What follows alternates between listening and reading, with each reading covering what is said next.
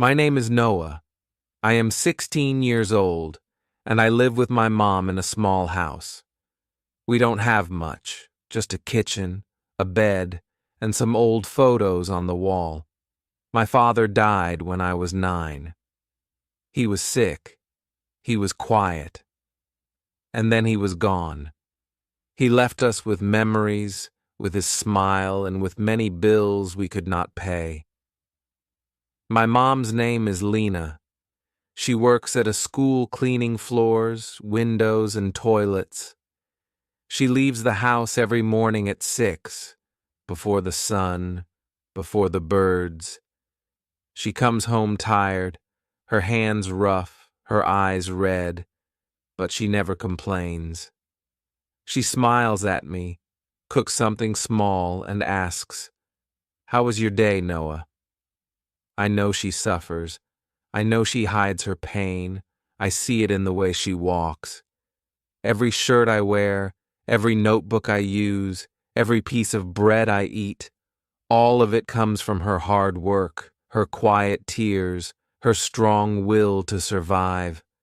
So I made a promise to myself, to never waste what she gives me, not even a second. At school, I'm not like the other kids. I don't have new shoes or a cool phone. My clothes don't fit right. My bag has a broken strap. My lunch is always the same. But I don't care. I don't go to school to show off. I go to learn, to dream, to grow. Still, they laugh at me. They whisper. They point. They act like I don't belong. Sometimes they say, "Did your mom clean 10 bathrooms just to buy that pen?" Or they laugh and say, "You want to study engineering? You can't even afford socks." I smile sometimes. I ignore them. I act strong. But the truth is, I cry alone. At night, in my small room with the light off, I wipe my tears with my sleeve. After school, I don't play games. I don't relax. I go to work right away. I deliver food. I clean a small shop. I carry boxes. I sweep the floor.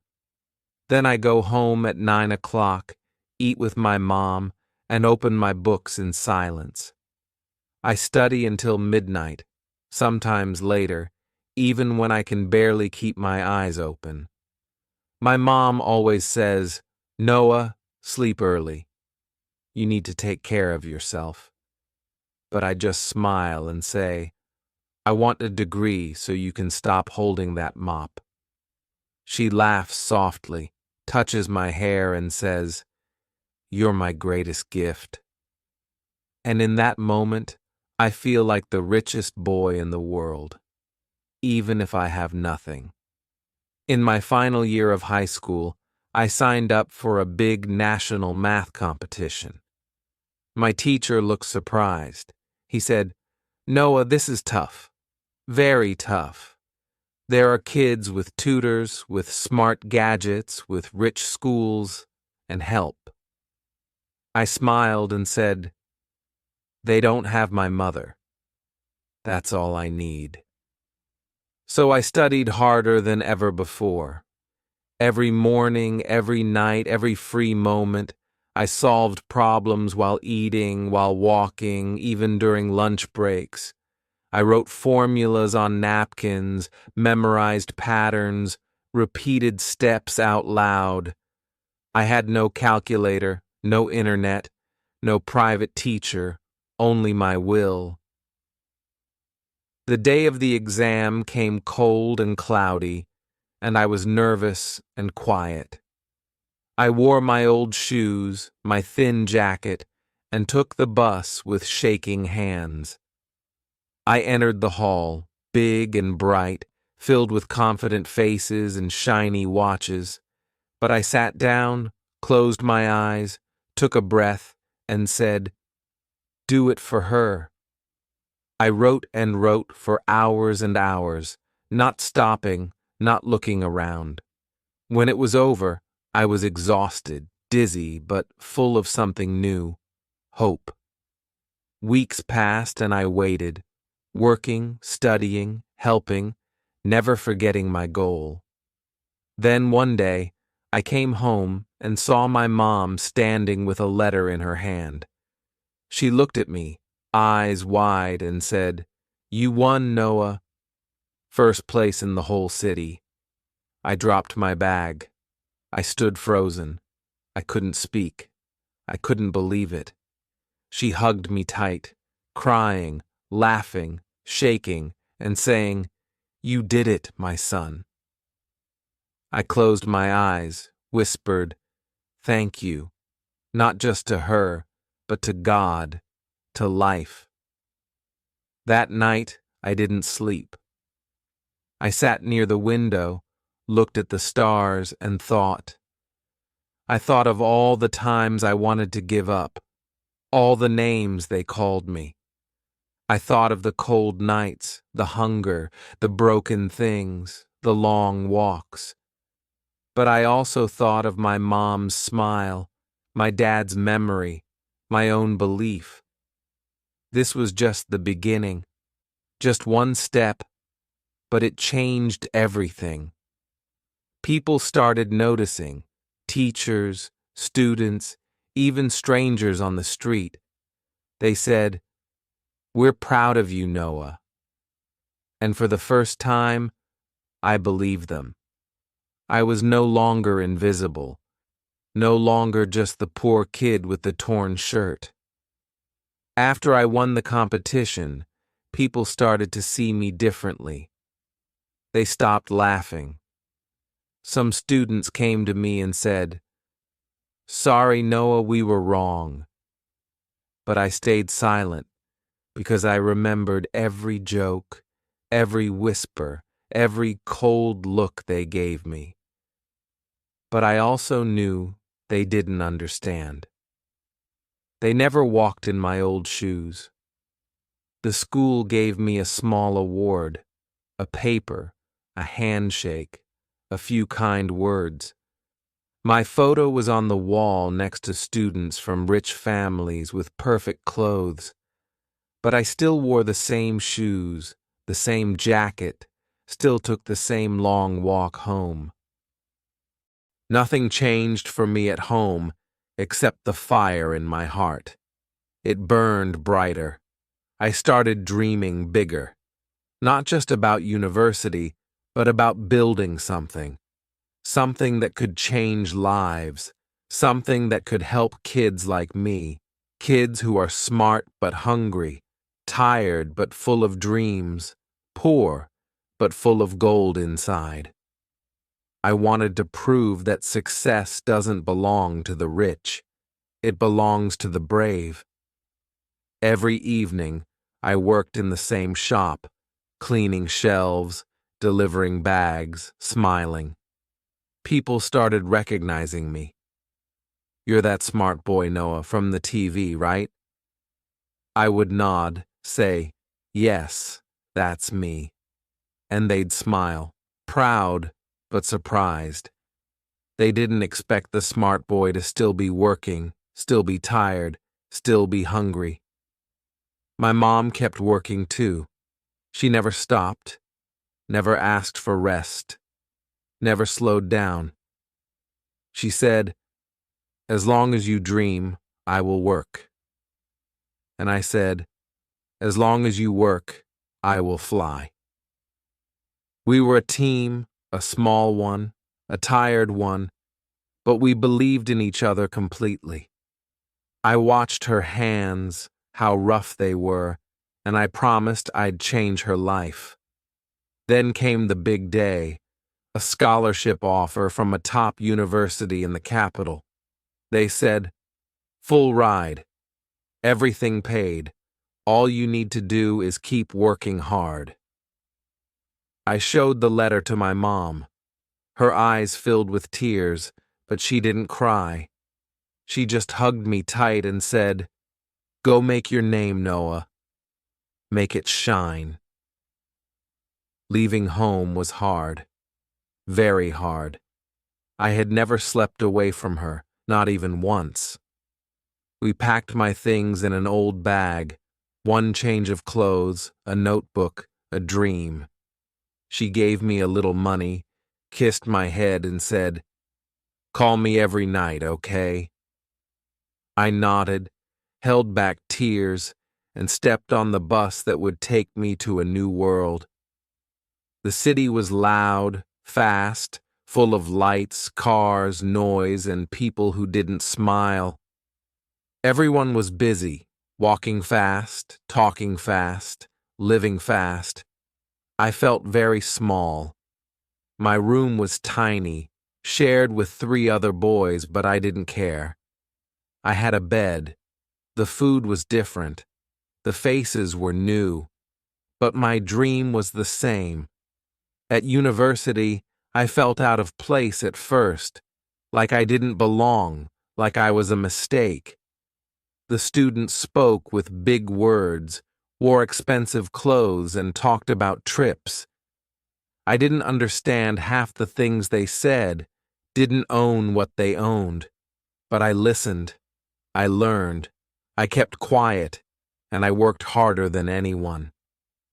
I spent hours in the library, reading, writing, solving, pushing myself beyond the limit.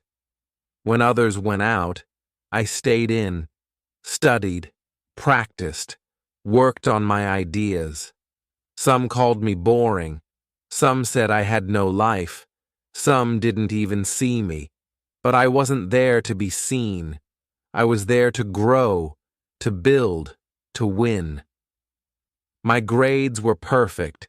Professors started noticing, asking, "Where are you from?" And when I said, "From a poor neighborhood raised by a cleaner," they paused. Some smiled. Some looked surprised. Some didn't know what to say. But I saw respect in their eyes, and that gave me more power than anything else. One day, I got an idea. Small at first, just a thought. What if I started something? A project for students like me, for kids who had brains but no money, no support.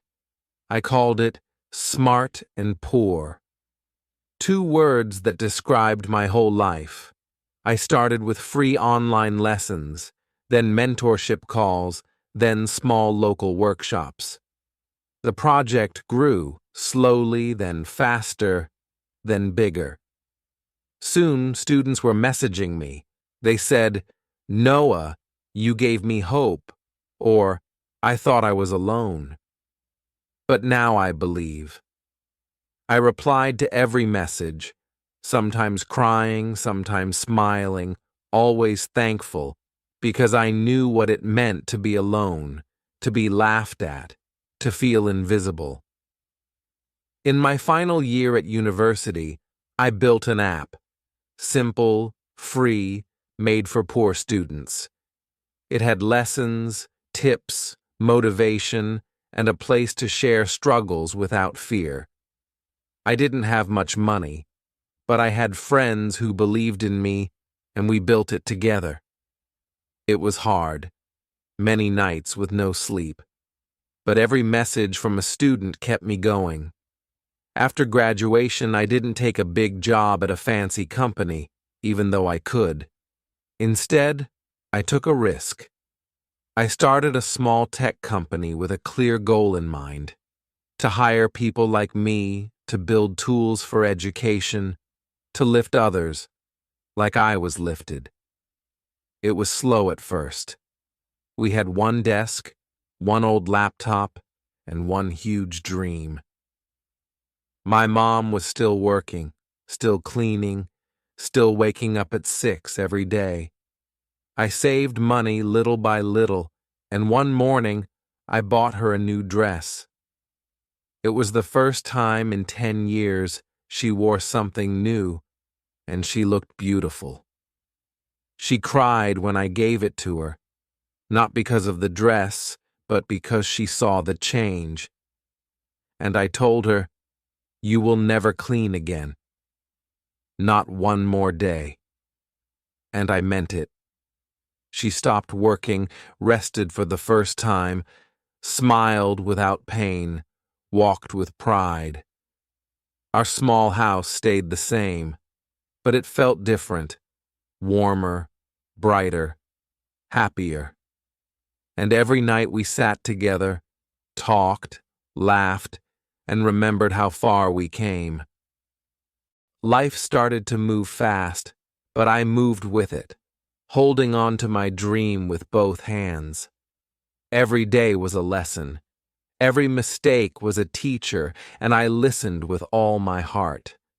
Running a small company was hard, harder than school, harder than being poor.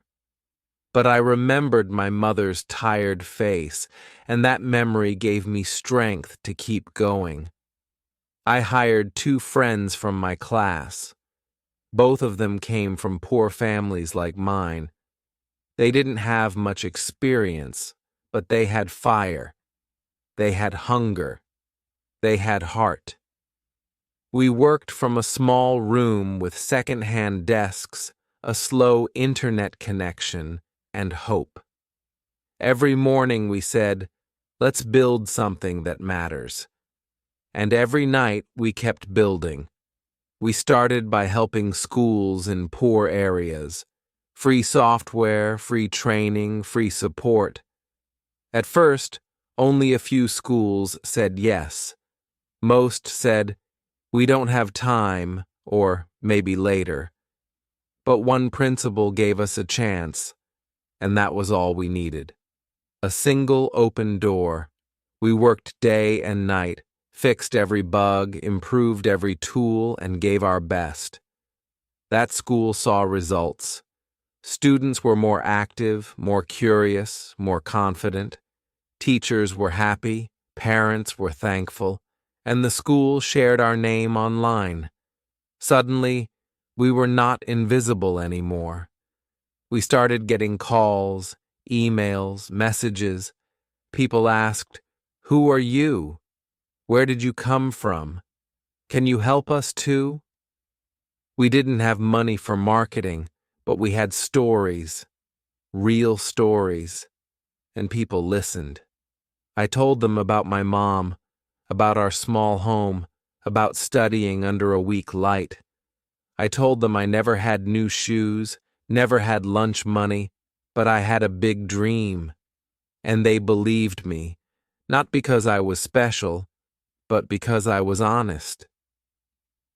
Soon, we got invited to speak at events. Me, a boy from a poor street, on a big stage. I wore my best shirt, still a bit old, but clean and ironed with love by my mom. I stood in front of hundreds of people, some rich, some powerful, some famous. My hands shook, my voice cracked, but my heart was calm. I had something to say. I said, "Talent is everywhere, but chances are not. Dreams are free, but doors are locked." I told them how I studied on the floor, how I worked after school, how I cried in silence. I said, "Every child has light inside, but some just need someone to see it." And when I looked up, I saw eyes full of tears, people clapping, people standing. After that, things grew fast. We got donations, support, media attention, and more schools. But we stayed the same inside, humble, focused, hungry, grateful. We opened a second office in another poor area, hired 10 more students, trained them. We gave them not just jobs, but hope, belief, a reason to wake up with pride. One day, a big company called us, a famous one, rich and successful. They said, "We love your story. We want to buy your app, your team, your idea." They offered money, a lot of it, more than I ever dreamed of in my whole life. I thanked them, smiled, and said, "No, this is not for sale. This is for the kids." They didn't understand. They thought I was foolish. But I didn't care about the money. I cared about the mission, about the promise I made to my younger self that I would never let another smart boy cry alone because he had nothing, that I would build a world where dreams didn't depend on money or last names. My mom was proud, always proud, but she never bragged, never showed off. She still wore simple clothes, still cooked the same food, still smiled the same way. I told her once, "Mom, you're the reason I became someone." And she laughed. She said, "No, Noah, you were always someone. You just needed time to prove it." Years passed. Our work reached more towns, more students, more forgotten corners. We built libraries, gave away tablets, trained teachers, gave scholarships, and more. I met kids who reminded me of me, thin, quiet, scared, but full of fire. And I told them, "I believe in you. Even if no one else does, you can do it." One boy said, "But I'm poor." And I looked at him and said, "So was I."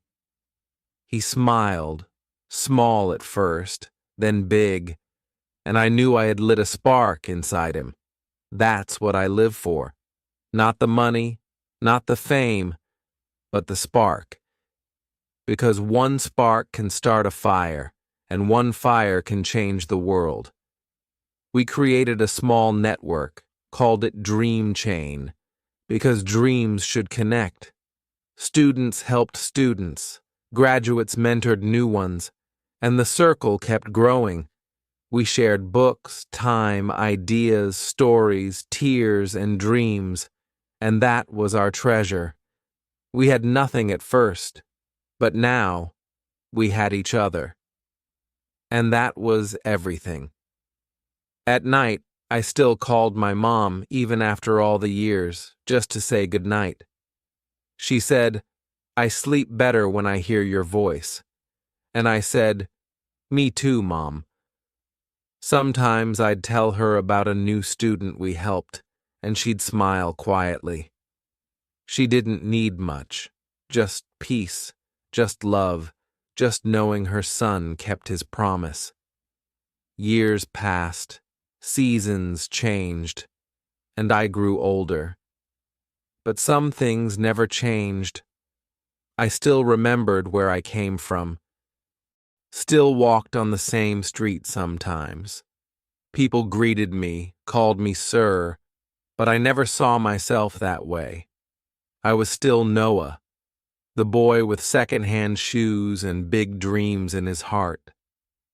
Sometimes I went back to my old school, stood outside the same broken gate. I watched the students play, laugh, run, and I remembered when I was one of them.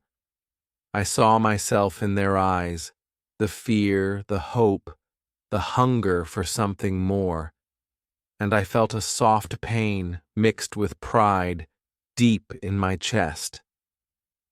One teacher came to me and said, "You make us proud. The kids talk about you." I smiled and said, "Tell them I'm just like them. They can be more than me." I visited the classroom where I sat in the last row, quiet, afraid to speak. Now I stood in front of the class, and every chair was facing me. I told them my story, not the perfect version, not the proud one, but the real one. I told them about the nights I cried, about the days I walked with empty pockets. I told them I almost gave up many times, but something inside me said, "Keep going." And I looked at each of them and said, "You have that voice too. Listen to it." After the visit, a small boy came running to me, holding a notebook and a pen. He said, "Can you sign it, please?" My mom says you're a real hero.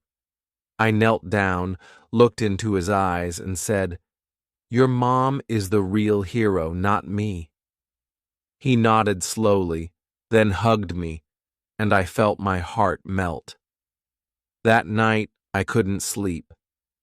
I sat near the window, thinking about everything: the past, the future, the people I lost, the people I saved, the people still waiting. I thought about my father, his hands, his voice, the way he looked at me.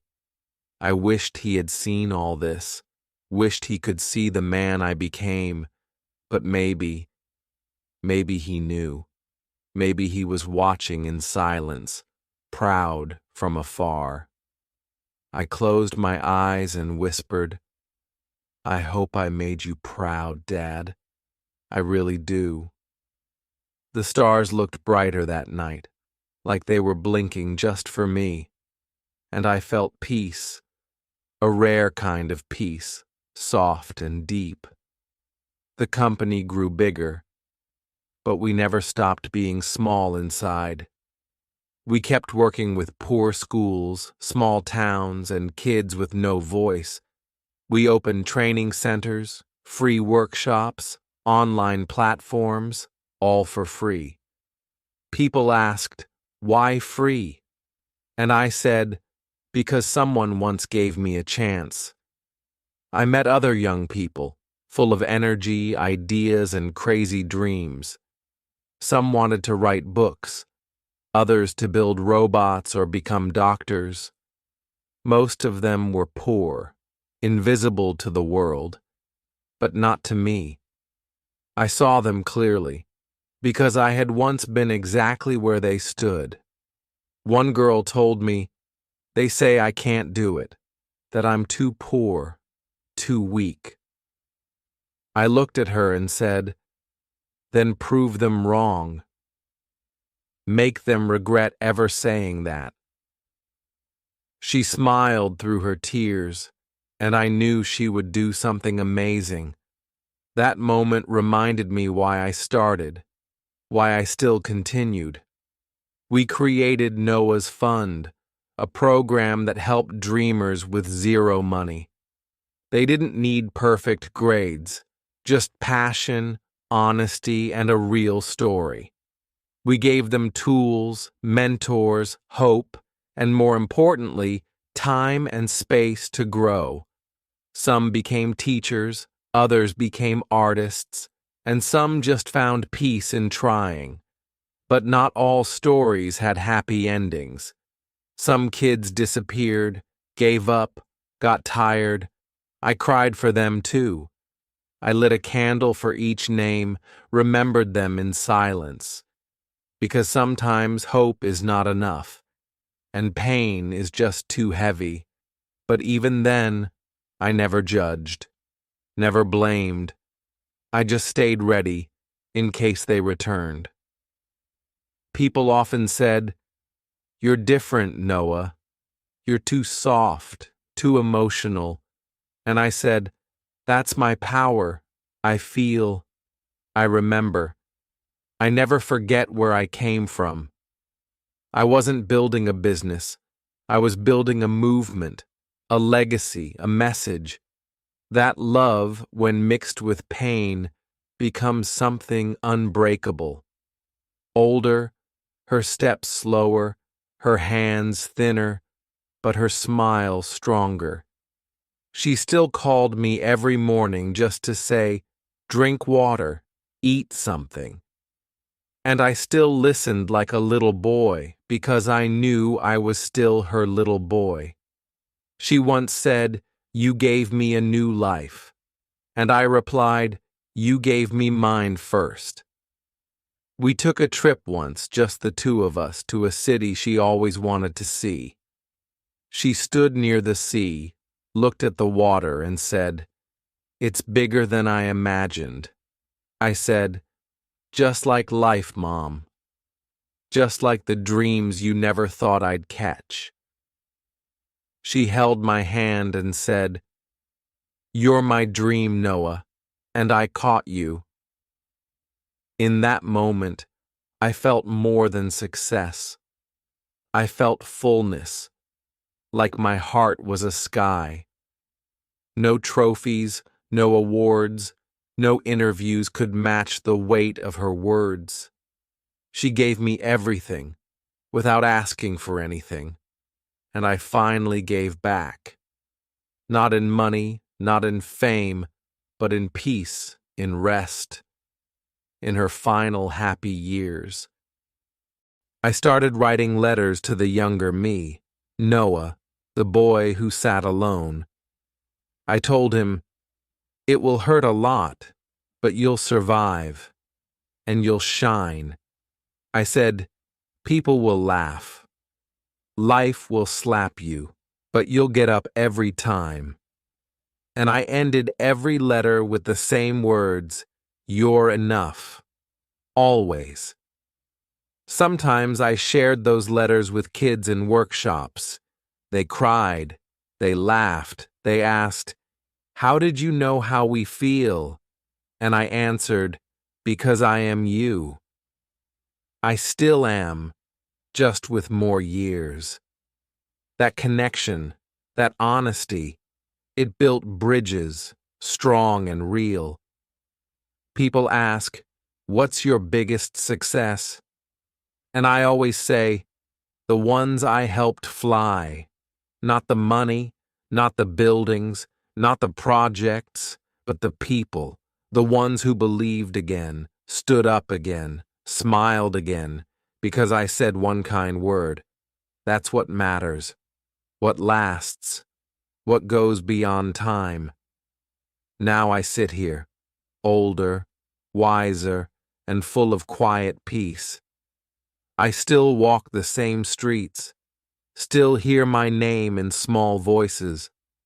The world kept moving, but I stayed true to the boy I once was. I still carry him with me, in every step, every breath, every word I speak. My journey was never about becoming rich or famous or strong. It was about making sure no one feels alone, forgotten, or left behind. It was about telling every poor kid, every silent dreamer, "You matter, because I mattered once, because someone believed in me once."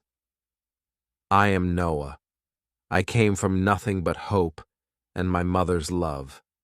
I was laughed at, ignored, broken, but I stood up again. And now I give back, not because I have much, but because I remember, and I always will. Because some stories are too important to forget.